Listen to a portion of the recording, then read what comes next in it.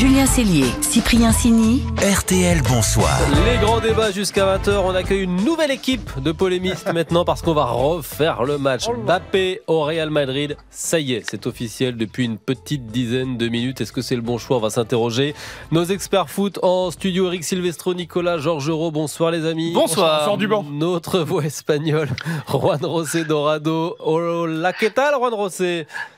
Hola, buenas tardes. Très bien. Alors, très bien, tant mieux. Ça y est, on est au courant tous. On vous sent ravis.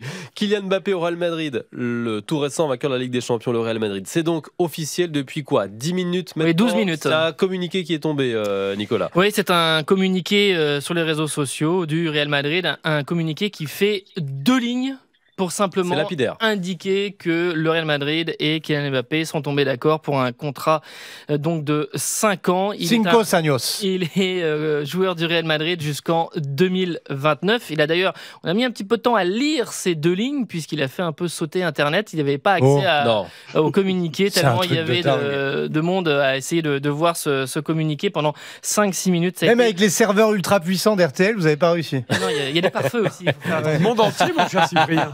Tout a sauté. Alors, juste brièvement quelques précisions qui ne figurent pas donc dans ce communiqué. Il n'est pas question de présentation. Kylian Mbappé est avec les Bleus. Demain, il sera à Metz à la veille d'affronter le Luxembourg. Donc, on attendra la fin de l'Euro. En match de préparation. Donc, la présentation à Bernabéu aura lieu après l'Euro. Évidemment que si les Bleus vont au bout, ce sera autour du 15-16 juillet. Mais si les Bleus sortent avant, eh bien, ce sera sans doute dans les 48 heures qui suivent cette élimination de l'équipe de France. Il portera le numéro 9 jusqu'au départ de Luka Modric. Le numéro 9, c'était celui de Benzema.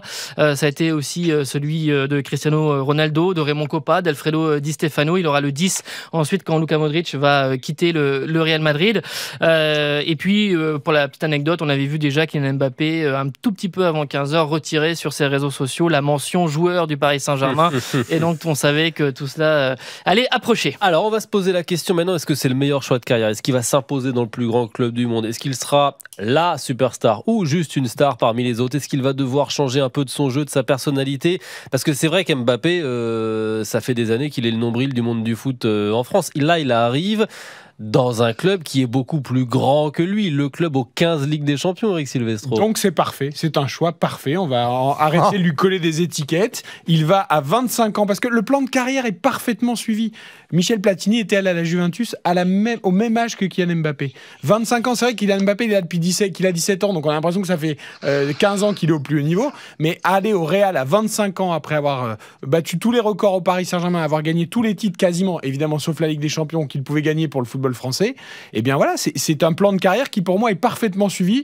Il aurait dû peut-être le faire il y a 2 ans, il n'a pas pu le faire pour tout un tas de raisons qu'on va peut-être pas développer aujourd'hui, et aujourd'hui donc il suit son plan de carrière, il s'y tient et il va au Real Madrid comme il l'avait toujours annoncé. Juan José, vous nous confirmez, aucun joueur n'est au-dessus du Real, parce que parfois à Paris on avait l'impression qu'Mbappé il était un peu coach, joueur, capitaine, produit d'appel. À Madrid tout ne va pas tourner autour de lui, ça n'est pas possible à Madrid, l'institution est plus forte. Non, voilà, l'institution est plus forte et quelques exemples. Vous avez Ronaldo est parti, Benzema est parti, Casillas est parti, Ramos est parti. C'est-à-dire que quand, à un moment donné, Florentino Pérez, c'est lui qui est vraiment le héros ou le patron de ce club, et quand il considère qu'un joueur a fait son temps, il lui laisse la porte ouverte et il part. Donc non, c'est bien pour notre ami Mbappé d'aller au Real Madrid, parce que justement, ça va être une star parmi des stars, et donc je pense qu'il va s'assagir un tout petit peu plus même qu'il ne l'était à Paris, entre guillemets, tout simplement parce qu'effectivement, à côté de lui, il va avoir un Vinicius qui est candidat au Ballon d'Or, il va avoir un Bellingham qui cette année est vraiment au top des tops et qui est aussi très jeune, et parce qu'il va avoir encore une année à côté d'un homme qui s'appelle Modric et qui a ses 38 ans et toujours une pièce essentielle du Real Madrid. Et à qui il laisse d'ailleurs le numéro 10 pour l'instant. Il n'est pas question de lui pas qu'il lui laisse, on lui donne piquer. Voilà. C'est exactement. Non, mais c'est intéressant. Mais vous remarquerez quand même que quand il a joué avec Messi,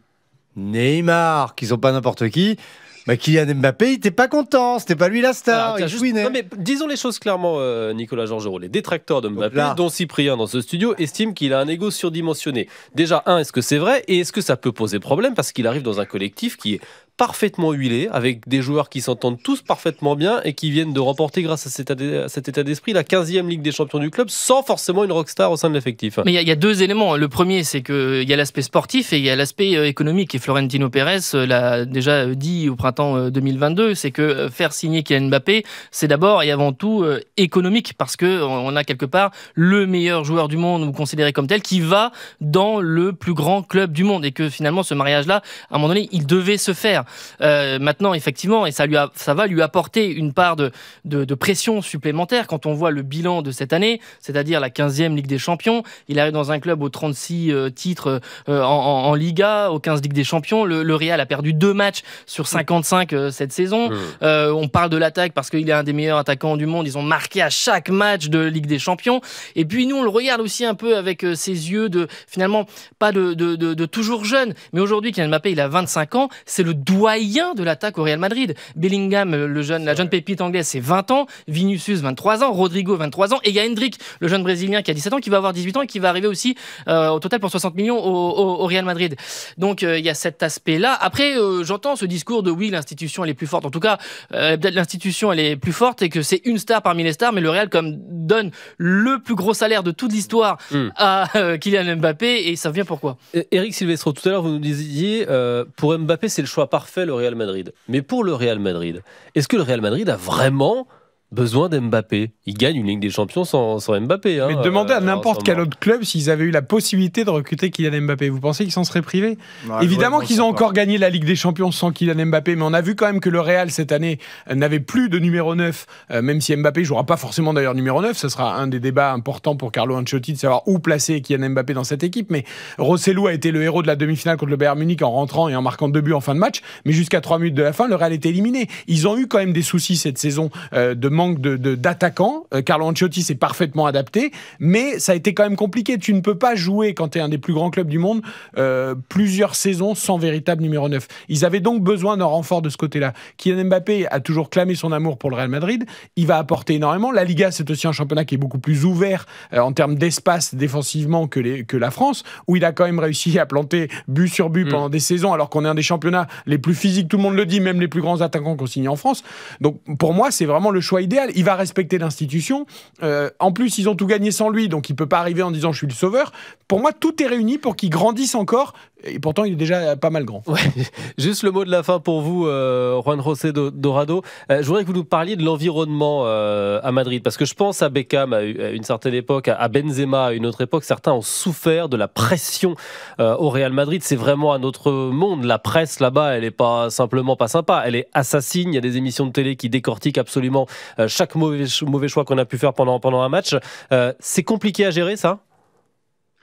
C'est compliqué à gérer, mais en même temps, des joueurs tels que effectivement Benzema, Ronaldo, Messi et donc Mbappé sont capables de gérer tout ça. Et puis il arrive dans un club quand même qui est à moitié français. Il y a Mendy, il y a Camavinga, il y a Tchouaméni qui sont là. Il a en plus Courtois qui est aussi donc dans l'équipe. Carlo Ancelotti a entraîné le PSG. Donc tout le monde qui va l'entourer va faire en sorte qu'il soit vraiment à l'aise au Real Madrid. Après, je suis convaincu, il peut supporter la pression des médias espagnols et il peut supporter la pression à marquer. Tout le monde oublie. On est en train de vous perdre, Juan José Dorado. Merci beaucoup. C'est un rêve devenu réalité, annonce à l'instant Kylian Mbappé après son arrivée au Real Madrid sur ses réseaux sociaux. Merci beaucoup. Muchas gracias. Et Madame Nuis, ma prof de 4e, va être contente. Juan José Dorado. Nicolas Georgiou, Eric Silvestro. On va vous garder autour de la table parce qu'il y a une petite tradition dans cette émission. On termine avec le grand quiz de RTL Bonsoir. Et vous allez pouvoir aider un auditeur ou une auditrice à gagner un très joli cadeau. Ce soir, c'est une nuit dans un château. 5 étoiles, s'il vous plaît. RTL, bon